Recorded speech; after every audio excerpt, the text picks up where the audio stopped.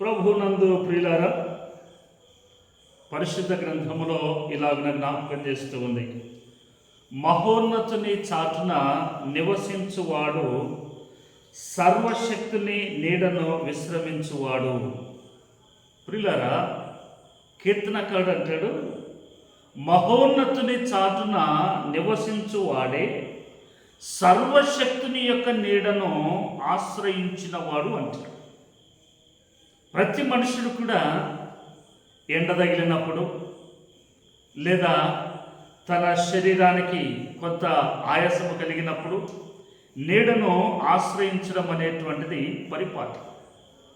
అయితే ఆధ్యాత్మికంగా మనం జ్ఞాపకం చేస్తే దేవుని నీడను ఆశ్రయించిన వారికి దేవుడు చాలా గొప్ప కార్యములను, గొప్ప మేలులను జరిగిస్తాడు.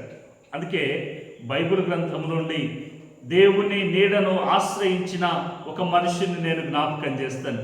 అతను ఎవరో కాదు, దైవజనుడైనటువంటి మోషే.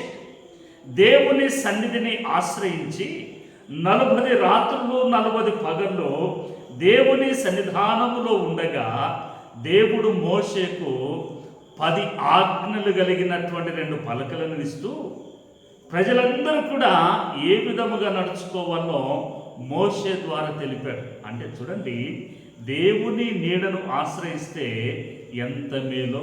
నీవు కూడా అలాగున ఆశ్రయించు, నీవు మేలులు పొందుకో. దేవుడు నిన్ను అలాగున నడిపించును గాక.